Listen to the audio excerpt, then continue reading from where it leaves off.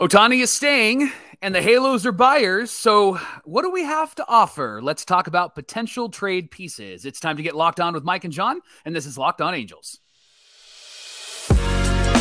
You are Locked On Angels, your daily Los Angeles Angels podcast. Part of the Locked On Podcast Network, your team every day.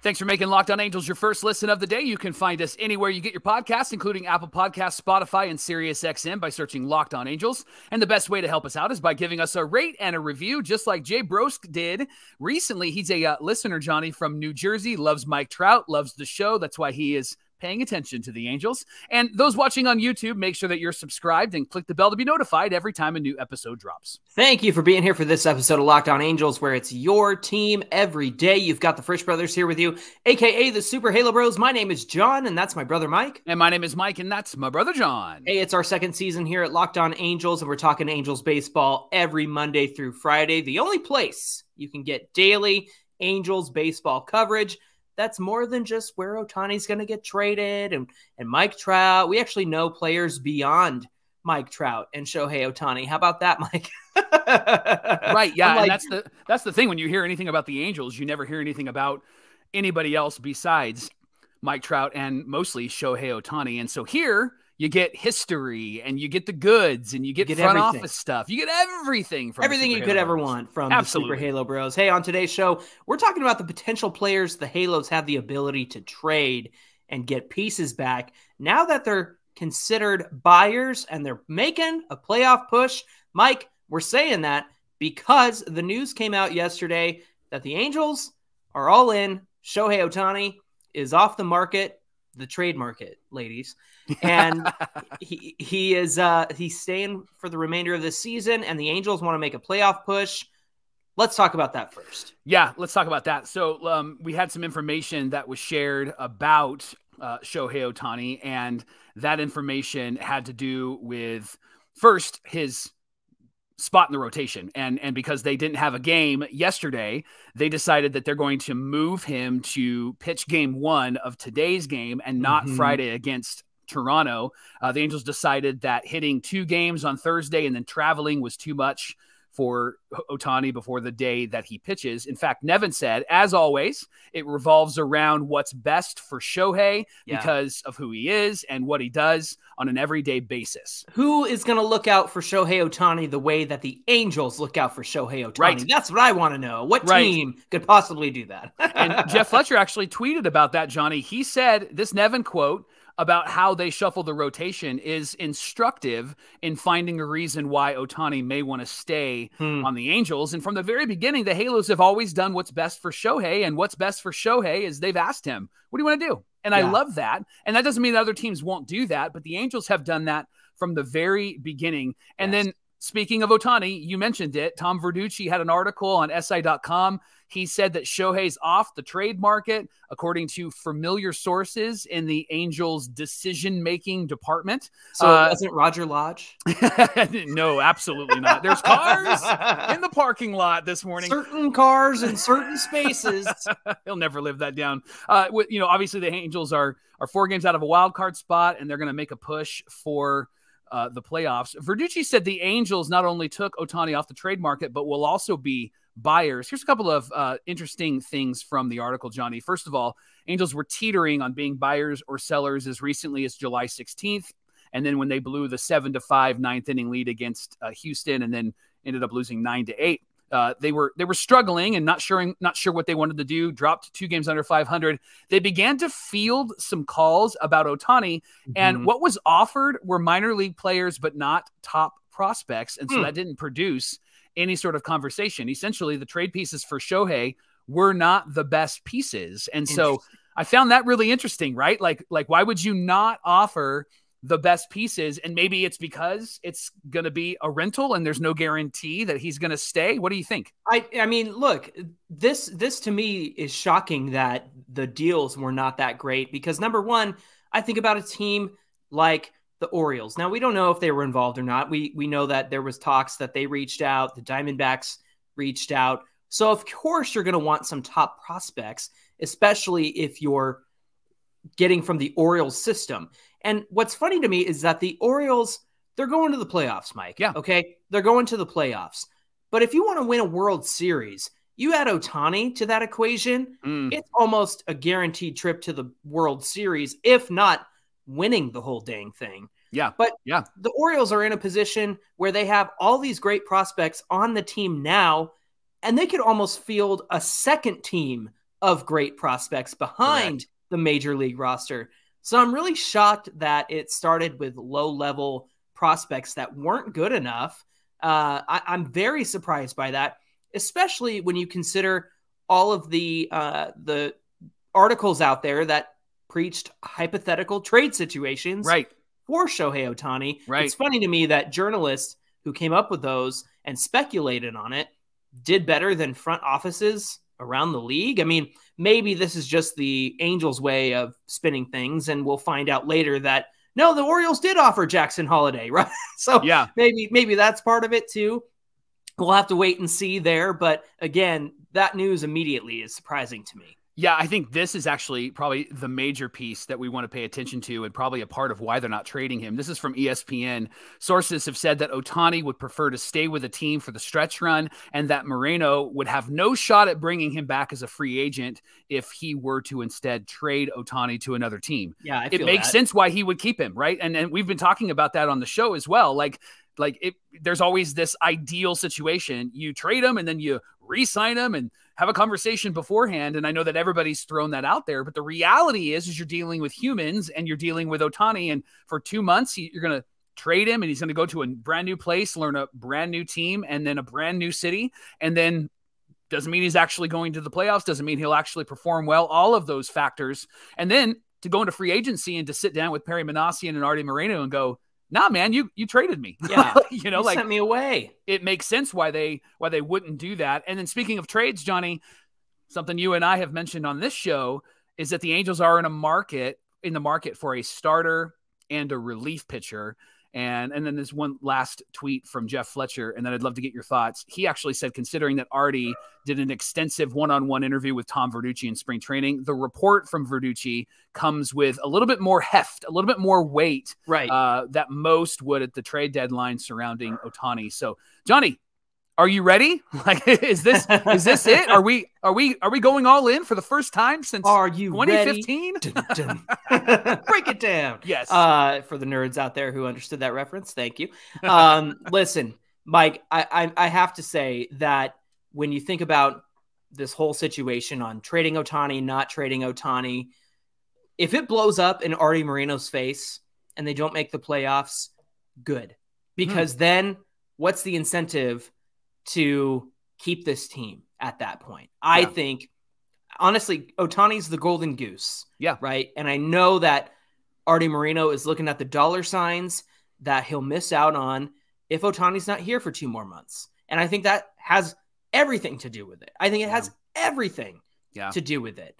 And once Ohtani's gone, I know we still have Trout and we have exciting players. You and I will still be here because we love the Angels, right? Yeah. It's been awesome to watch Ohtani do what he does and give us something to cheer for over the last 6 seasons where there hasn't been much to cheer for. Yeah.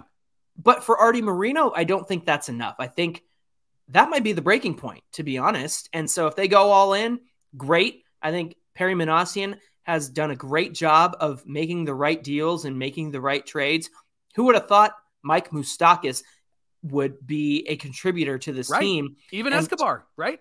Even Escobar, and Moose being the leader that he's been in the locker room. I mean, I hadn't thought about Mike Moustakas since he was a Royal. I didn't even realize he was on the Rockies. He was still when playing? We traded. Yeah, he's still playing. He's not retired. So all of that to say, I have confidence in Perry Minasian to go out there and do the right thing and move the right pieces. And we'll talk about some of the pieces that he could move here coming up. But at the same time, I hope we succeed. That's the first thing. Yeah. But the second thing is, if we don't succeed, this might finally be the eject button we need to get out from under Arte Moreno. What do you think? Yeah, interesting point. Here's what I would say to you and what I would say to Angel fans. Going all in means going all in. Like, we can't go and get a reclamation project. We can't get a change the scenery guy. We have to go get somebody that is a change the narrative guy. We have to go get somebody that man, that has just completely altered our starting rotation. That has completely altered our bullpen. And we're going to have to give up some pieces for that. So when it does happen, I'm confident like you are in Perry Manasi, and he's made some really good moves. When it does happen, we have to cheer it. We can't be bummed about it, right? It's going to hurt. I get it. That's the thing. I guess we could be bummed about it. It's going to hurt though, because it'll probably be some people that we've really been looking forward to seeing, or that we've seen and maybe are looking forward to their future. So you gotta push all the way in. You can't say, well, at least try to stay under that. No. Artie, you gotta just say, like, let's go get the guy. Let's go pay the money. Let's go do the prospect thing or whatever they need to do. And it's got to be a game-changing type of player for this team in the starting rotation and in the bullpen.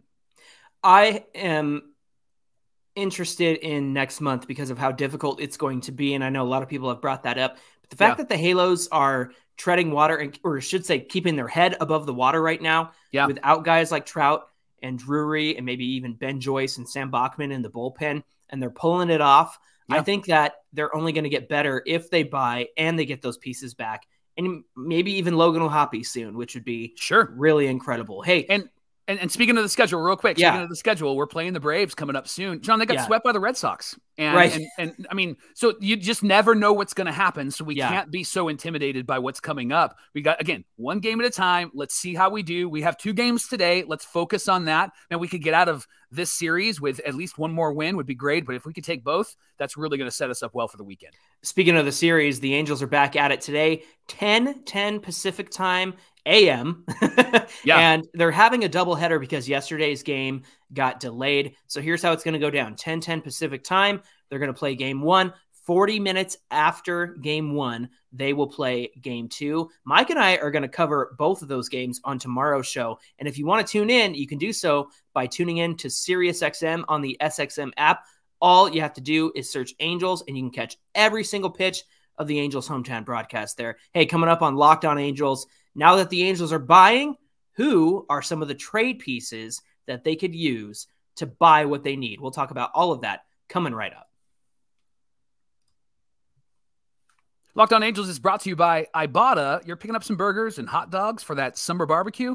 Why not do that and get some cash back? And you can with Ibotta. Ibotta gives you cash back on hundreds of grocery items, from produce to personal care to pantry goods, to help you beat inflation no matter what you're purchasing. And by the way, did you know that Ibotta users earn $120 per year? Like, there's the incentive, Johnny. Can the Angels use Ibotta when they're buying players and get some cash back? Let's get some cash back. I don't know. Send this to Perry while I do the ad. That could cover the cost of maybe a brand new player for the Angels. That's fantastic. For you, it could cover a shopping trip. It could cover a flight that maybe you're taking or wanting to take, or the game that you want to go to, or dinner that you're craving. Other apps give you points, but that doesn't amount to much. With Ibotta, you get real cash back, and you get that cash back right to your bank account, to your PayPal, or on a gift card. And using Ibotta is simple. You either link your loyalty account or you upload a receipt after you shop, and you can get cash back. It's that easy. And right now, Ibotta is offering our listeners $5 just for trying it. Use the code MLB when you register. Go to the App Store, Google Play Store, or download the free Ibotta app and use our code MLB. Once again, that's Ibotta in the Google Play Store or the App Store, and use our code MLB. Thanks for making Locked On Angels your first listen of the day. Locked On Everydayers, don't forget, we've got a doubleheader today, so Mike and I are going to be taking care of covering that for you, let you know everything that happened. Shohei Ohtani starting game 1. Patrick Sandoval is starting game 2. Hopefully the Angels can go out there and win both of those. That would be really nice before they head up to Toronto across the border. You can catch every pitch of the Angels hometown broadcast on SiriusXM with the SXM app. All you got to do is search Angels. All right, Johnny, let's talk about the ready now trades that the Angels could make right now. They've got some major league talent that's expendable. And when we bring these up, these are scenarios where the Angels and a trade partner could use an upgrade at a specific spot, or perhaps pieces with maybe some years of control. But they're still going to help the major league team. So let's talk about some potential 1-for-1 swaps. Why don't you get us started? Yeah, I think the first guy that comes to mind here is Hunter Renfroe, considering He's a free agent after this season. He's somebody that could add some more pop to a lineup. And Mike, I looked it up. He's slugging .431 right now. And in his best years, which even going back to last year, I think it was around .493. I even think with the Padres at one point, or no, maybe the Brewers, or maybe even the Red Sox, it was at .503 or something like that.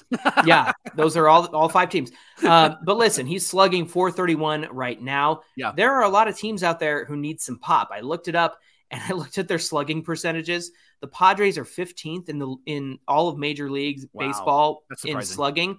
The Brewers are 27th. And then, Mike, the Giants are 21st. So perhaps there's a move that could be made there and put Hunter Renfroe in the outfield for the Giants. Now, before we talk about why he's expendable, why don't you talk about Taylor Ward? Yeah, Taylor Ward's controllable through 2026. July, he's been pretty great. He's got over 1,000 OPS, 69 plate appearances, 3 home runs, 13 RBIs, 11 walks, only 11 Ks in those 69 plate appearances. That's huge for Taylor Ward. Johnny, I guess the question would be, would you be comfortable giving up Ward despite the control that you have over him for at least the next 3 years? I'm at a point now where I watch Taylor Ward play in the outfield and on the bases, and you and I have talked about this several times. It's a mentality issue, and it's a baseball instincts issue where it seems like all these Billy Epler guys are performing one way. Then you see Perry Minasian guys come up from the minors and they perform another way. And you're like, ooh, I like that. Mike, I want more Zach Nettos and less Taylor Wards, right? Yep. Now I want more Mickey Moniaks. When he comes up and makes a mistake, he comes right back and tries to fix the mistake immediately, right? Yeah. And Taylor Ward, I mean, he's having a hot July. So I think that there's some incentive there to buy him if you're somebody trying to upgrade in the outfield. But here's why I think both Hunter Renfroe and Taylor Ward are expendable. The Angels have an outfield surplus. They have Mike Trout returning soon. They have Trey Cabbage, who can play first base and the outfield. Mickey Moniak has to play every single day. Yep. And Joe Adell can factor into the mix when he's healthy. Perhaps he is a fourth outfielder. Maybe he's playing right field, something like that. So once he's back, I think that that's good. Now, my question for you is, are Renfroe and Ward part of what makes this team good? And are we going to regret losing them if we're making a playoff push? What I think Renfroe brings is, I know that his numbers don't say it, but I think he brings a solid veteran experience in the outfield defensively. Yeah, really good defense. His replacement doesn't have the arm that he has. Right. And I think that he's a streaky guy, and he's been on a really down streak. So he might be in that streaky like upswing soon. And so that's the potential of what we might lose. With Taylor Ward, I think he's kind of streaky as well. But my gut says if you get rid of Taylor Ward, you trade him for an arm, and it's a really good arm. I think that Taylor Ward's stats will be more like, who's the guy that was drafted before Mike Trout that he's kind of jumped around? Grichuk. Yes. I think he'll be like Randall Grichuk. I think he'll probably have another season of 20 home runs and things like that, but he'll probably bounce around a bit because I don't think that he's like a pillar for this team, who I think might actually be a pillar for this team that I think is a really good incentive to trade is Joe Adell, Johnny. Why don't you talk about Joe? Yeah, Joe Adell is controllable through 2027. So the end of the 2027 season, he adds immediate power to a lineup. Now, 4 years of control for like a starting rotation piece that the Angels could get some control over. Here's what I was thinking. Perhaps with the Pirates, you could replace obviously Connor Joe, who is fine. He's not lighting up the charts, right? He's in right field currently for the Pirates. Now, could Joe Adell factor into the Pirates outfield in the future? Would a David Bednar or a Mitch Keller be on the table for the Pirates, considering they both have years of control? So maybe it's a swap there, like a one-to-one controllable swap. Now, perhaps the Marlins might be a good trade partner for Joe Adell. Peter Pratt from Locked On Marlins, he hosts the show. He was big on the idea of adding Joe Adell before the season started. Yeah. The Marlins are fighting for a wild card spot, and they really could use the outfield help right now. They could deal a starter out of their rotation to us and then bring up Yuri Perez to finish out the season. They sent him down to kind of control his innings pitched and stuff like that because I think that they're saving him for a big late season push. So perhaps Joe Adele might be under consideration by the Pirates or the Marlins. And then maybe if the Angels package Joe Adele with perhaps Griffin Canning, who's controllable for a couple more years, 2026, it could be an upgrade to the starting rotation. I love Griffin Canning. I really do. And I know he's been pitching really well. Yeah. But if we can get a really strong veteran guy, maybe for the next couple of years, and have Joe Adele and Griffin Canning in that trade, I'd be in for that. What about you, Johnny? Mike, I'd even take a rental for Griffin Canning. Okay. Because then you have the opportunity to reconsider your rotation in the offseason and think about some of the arms that you have going there, like Sam Bachman or Chase Silseth, and kind of adding to that depending on what happens with Shohei. So I think it gives everybody an opportunity to kind of reset the rotation, knowing that you're going to have Detmers, Anderson, and Sandoval in that rotation. Then you kind of figure if Ohtani's not here, then you're back to a 5-man, and you can add 2 more guys from the minors. You can add a free agent in the offseason. So even if we got a rental for Griffin Canning, I think I would be okay with that, especially if it's a guy with postseason experience coming in and being a nice 1-2 punch with Shohei Ohtani.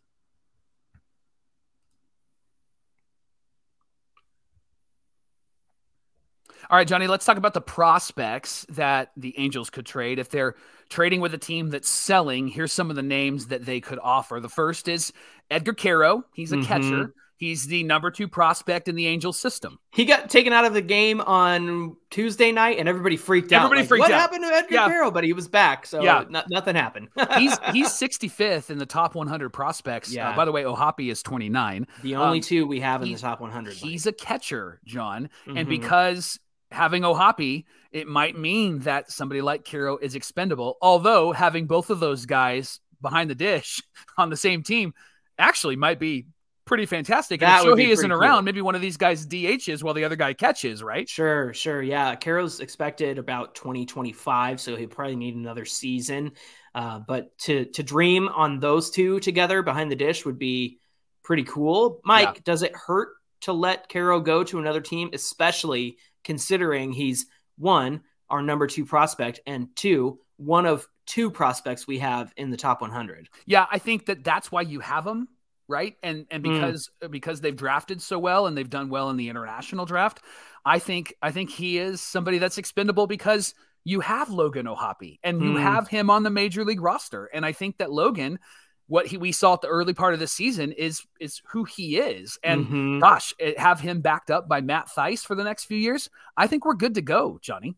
Yeah, especially the way Matt Thaiss has been performing this season. I think it was exactly what he needed. Yeah. But if Logan Ohtani is your main catcher and Thaiss is your backup, I don't think that's the worst thing in the world. It reminds me of like Chris Iannetta and Bobby Wilson there for a while. Like you had Chris Iannetta was reliable every day kind of guy, and then every now and then you had Bobby Wilson hit, and Matt Thaiss is a good hitter at the end of the day, and he's a lefty bat, which is also intriguing. Mike, how about Kai Busch? Why don't you tell us about him? Yeah, Kai Busch is the number 3 prospect in the Angels system. Big, tall, left-handed starting pitcher. He's got a really good ceiling on him. He's expected to maintain high velocity in his pitches. He's got a fastball up to 96. He definitely figures to be a starter in the future, not a could-be starter or a bullpen guy, but actually somebody that I think we can really rely upon. I like him, John. I really like him. I would be sad to see him go, but if they make a trade for somebody pretty significant to this team, I'd love to see it. Yeah. I think that he pegs to be like a 3 in a starting rotation. Yeah. And if he goes, I think that would be kind of the biggest gut punch for me out of everybody that we've talked about so far. But yeah, I think Kai Busch is certainly on the table. Another guy on the table is Kyron Paris, who's the number 7 prospect in the Angels system, middle infielder.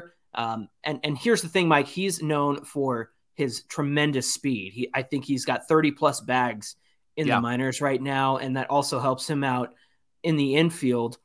Is he expendable? Because right now he's 21. He'll be 22 in November. There's plenty of room for him to grow, and he could arrive as soon as next year. Mike, are we in a position to give up these middle infield guys that we might be excited about? It always seems like we can find those guys every time we look for them. And we've got a few in the middle infield right now. I get like having those guys come up is great, but I think that when you have a lot of them, it's good because it gives you the leverage to be able to make trades, like Denzer Guzman, who is the number 4 prospect in the Angels system. He's a strong middle infielder, plays shortstop, but he's also a little bit slower. He could potentially be somebody that's a power hitting second baseman. Hey, listen, look, we record this and it's trade season and anything could happen, Mike. Breaking news. The Los Angeles Angels are finalizing a deal to acquire right-hander Lucas Giolito and right-handed reliever Reynaldo Lopez. Holy cow. Edgar Quero and left-hander Kai Bush. So there you go. Cow.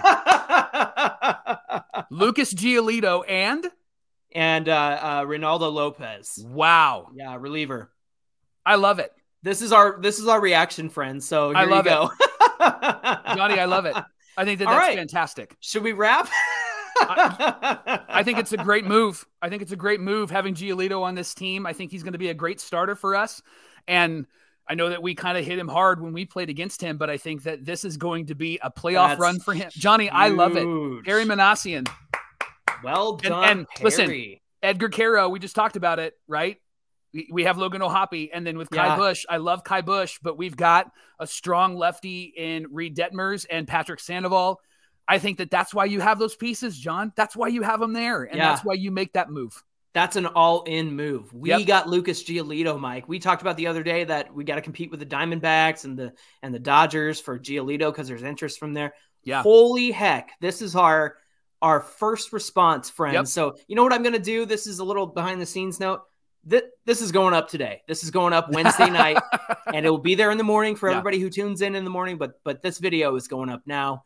It's got to happen. Yeah, absolutely. Hey, this is why you make Locked On Angels your first listen of the day. That's right. And we're here. This is our natural reaction. I love this, Johnny. I was waiting for it. I'm like holding my phone because I thought something like this would take place. Yeah. Wow. So good. Listen, the Angels are playing a doubleheader today, by the way. Yeah. And that game starts at 10:10, so maybe you've already watched it or you're getting ready to watch it.